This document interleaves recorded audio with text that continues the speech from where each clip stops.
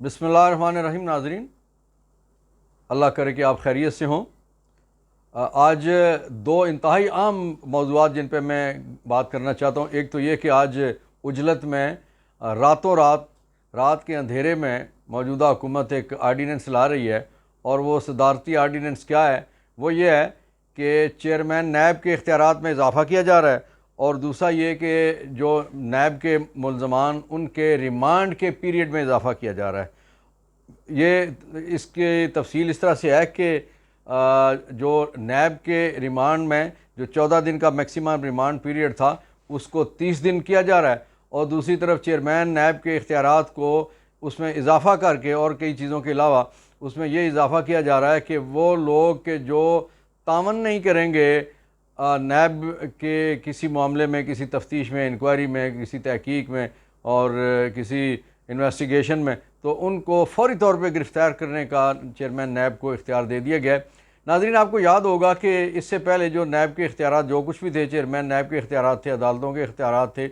उसमें कमी करके उस वक्त बड़ा डंडोरा पीटा गया कि जब इमरान खान साहब की हुकूमत हटाई गई और उसके बाद PDM की हुकूमत, इम्पोर्टेड हुकूमत आई, तो इन्होंने बहुत डंडोरा पीटा कि नैब का ज़ालिमाना कानून है, और ये ज़ालिमाना कानून इस तरह का है कि नैब के इदारे को पहले तो ख़त्म हो जाना चाहिए, और ये तो अमलन सिरे से बनना ही नहीं चाहिए, इदारा ये रहना ही नहीं चाहिए, इसकी कोई बुनियाद ही नहीं रहनी चाहिए। और उन्होंने उस चेयरमैन नैब के इख्तियारात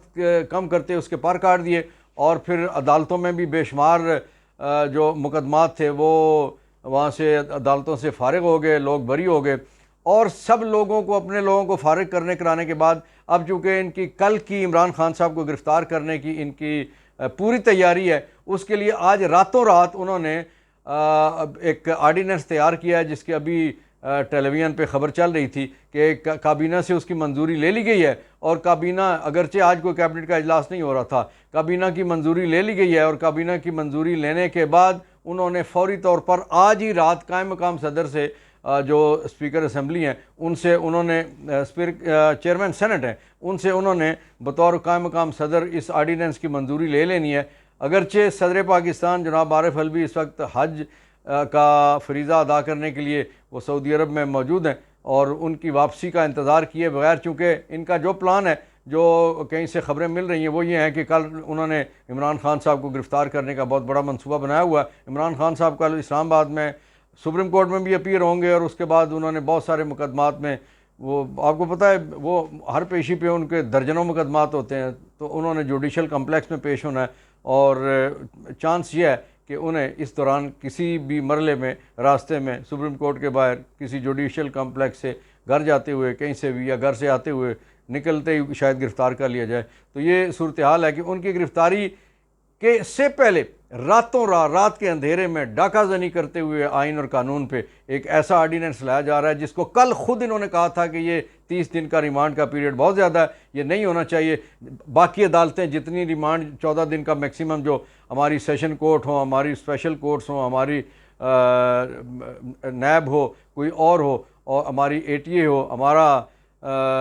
मैजिस्ट्रियल सिस्टम हो, उस सब में 14 दिन का रिमांड है, और ये कहा गया था कि 14 दिन से ज़्यादा रिमांड नहीं होना चाहिए। लेकिन रातों रात एक आदमी के लिए, यानी पर्सन स्पेसिफिक कानून बनाया जा रहा है, एक आदमी को सज़ा देने के लिए ये कानून बनाया जा रहा है, उसको तंग करने के लिए, और उसको इलेक्शन से आउट करने के लिए, उसकी सियासी जमात को इलेक्शन से आउट करने के लिए। और नाजरीन, दूसरी जो अहम बात है जिसमें मैं आज इज़हार ख्याल करना चाहता हूँ, वो ये है कि 2 दिन पहले इलेक्शन कमीशन ऑफ पाकिस्तान ने 19 जुलाई के लिए दरख्वास्तें तलब की हैं कि जो सियासी जमातें पाकिस्तान के अंदर, वो अपने अपने इंतखाबी निशानात के लिए दरख्वास्तें दें। अगरचे बड़ी सियासी जमातें हों, छोटी सियासी जमातें हों, जिनको इंतखाबी निशानात अलाट हुए, उन्हें क्या ज़रूरत है दोबारा उनसे दरख्वास्तें मांगने की? लेकिन नहीं, चूँकि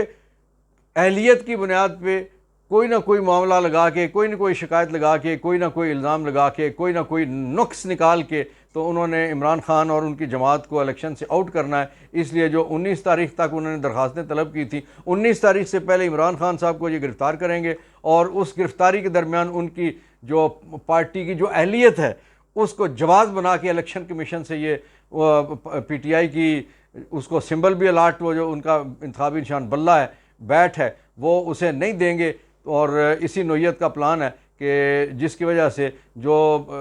नवाज शरीफ की बेटी कहती थी कि हमें तो लेवल प्लेइंग फील्ड हो और पलड़े एक जैसे हों। अब लेवल प्लेइंग फील्ड कैसी है कि एक तरफ तो यहाँ पे और दूसरी तरफ यहाँ नीचे गिरी हुई है, और पलड़े जो हैं तराजू के ऐसे हैं कि यहाँ से एक इधर चला गया और एक इधर नीचे गिरा हुआ है। तो मैं ये समझता हूँ कि कौम भी देख रही है, दुनिया भी देख रही है, और इस सारे के ऊपर, इस सिस्टम के ऊपर बैठी हुई एक ताकत जिसे अल्लाह रब्बुल इज़्ज़त कहते हैं,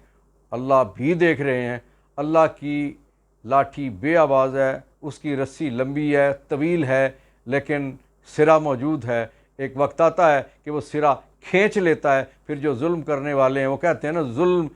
जो है वो बढ़ता है तो मिट जाता है। तो ये एक न एक दिन रुक जाता है, फिर मिटना शुरू हो जाता है। इस वक्त जो मुक्के दिखा रहे हैं, जो ताकत दिखा रहे हैं पाकिस्तान में, इससे पहले भी एक हुक्मरान ने मुक्के दिखाए थे और उसके साथ क्या हुआ वो तारीख़ ने देखा। जो आज मुक्के दिखा रहे हैं, जो सारे इदारों को साथ मिला के, सारी ताकत के सारे जो जितने भी वो हैं पावर मरकज़ हैं, उन मराकज़ हैं, उन सब को साथ मिला के एक बंदे को डाउन करने के लिए, एक बंदे को सिस्टम में से निकालने के लिए, और वो बंदा कौन है? उसके साथ 70, 80, 85% अवाम खड़ी है। वो इस वक्त मकबूल तरीन लीडर है। उसको सिस्टम में से निकालने के लिए सारी तगदो की जा रही है। लेकिन उसका कहना ये है, हमारा भी कहना ये है, और कुरान करीम के बकौल नबी पाक सल्लल्लाहु अलैहि वसल्लम ने जो हमें पैगाम पहुँचाया कि इय्याका नअबुदु, मालिक तेरी इबादत करते हैं, व इय्याका नस्तईन, और तुझ ही से मदद मांगते हैं, मिस्कीनी से मदद मांगते हैं। इंशाअल्लाह अल अज़ीज़ अल्लाह ज़रूर मदद करेगा। और जो अल्लाह के नाम लेवा हैं उनको वो अकेला नहीं छोड़ता। जो उस पर भरोसा करते हैं उनके लिए वो नुसरत कहीं ना कहीं से आती है। मुश्किलात ज़रूर है, इम्तहान ज़रूर है, वो ज़ाहिर है, वो पक्का करता है, पक्का करके फिर ठकोरा जाता है कि बर्तन पक्का हो गया या नहीं, उसके लिए आग में जलना पड़ता है। तो ये इस वक्त जो लोग आग में जल रहे हैं, मुश्किलात की आग में जल रहे हैं, पाबंदियों की आग में जल रहे हैं, जेलों की आग में जल रहे हैं, इंशाअल्लाह उनके लिए अच्छा वक्त आएगा। और वो कहते हैं ना कि गम न कर ज़िंदगी पड़ी है, गम न कर ज़िंदगी पड़ी है अभी, वक्त अच्छा भी आएगा नासिर। तो ये जो नासिर ने कहा था उसके मुताबिक कि अच्छा वक्त इंशाअल्लाह आएगा, मैं आप हम सब अच्छा वक्त देखेंगे। अल्लाह मेरा और आपका हामी नासिर हो, और अल्लाह करे कि जो ये रातों रात मंसूबे बन रहे हैं, अल्लाह ताला उनको इन मंसूबों से पाकिस्तान को बचाए।